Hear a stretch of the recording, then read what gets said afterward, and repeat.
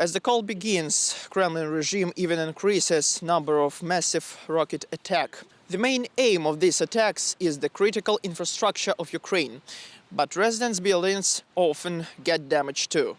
One rocket explosion alone killed 5 people in Vyshgorod, Kyiv region. Another 20 residents were wounded. 3 houses were badly damaged. Russia has literally taken everything from dozens of people. Everything except the belief in our victory. Well, I am a local resident, so the Ukrainian authorities will allocate some housing to me. But officially, I'm homeless now. Just like everyone else, I'm not the only one. So let's hold on, because we are strong together. We will win this war. The Kremlin wants to force Ukrainians to sit down at the negotiating table with its rocket terror. According to Moscow, desperate citizens will put pressure on the Ukrainian authorities. But this tactic is doomed to failure. Many Ukrainians began to prepare themselves for winter before the massive shelling. For example, Alexei bought firewood back in summer.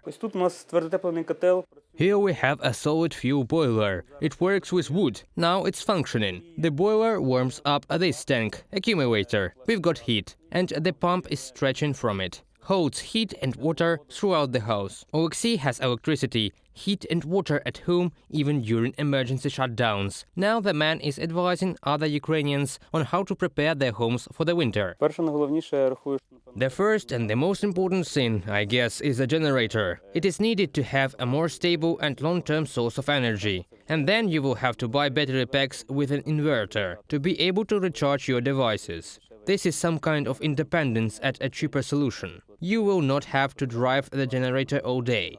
Most often, Ukrainians have electricity shutdowns in their homes as a result of Russian attacks, and the supply of water and heat also depends on electricity. Ukrainian officials advise citizens to keep a supply of drinking water, warm clothes, and several charged batteries at home, in case the consequences of the Russian attack cannot be dealt with quickly. Ukrainians take their recommendations seriously, but they do not lose optimism. Power bank is a must-have. I'll tell you even more. I've bought a garland on USB because I can light up the whole room with it from a power bank.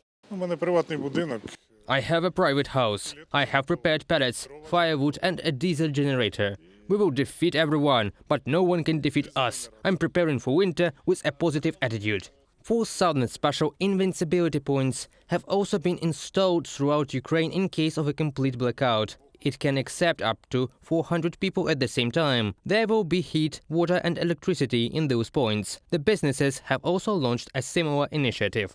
Here, one of these points right in one of Kyiv malls.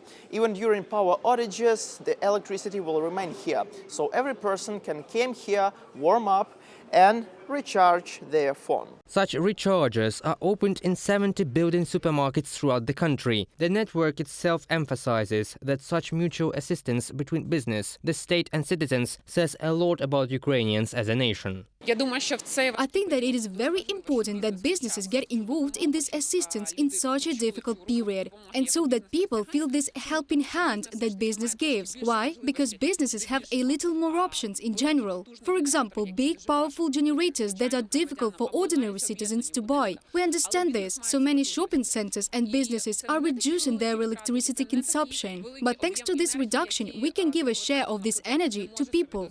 Despite Russian missile terror and the constant air alert, Ukrainians believe that the state is moving in the right direction. Thus, according to a social survey conducted by the Kyiv International Institute of Sociology, 88% of Ukrainians believe that the country will be a member of the European Union in 10 years, and 96% are ready to endure difficulties in the coming years for the sake of Ukraine's further prosperity. Reported by Pavlo Shtelmach, Danilo Kobza, UATV News.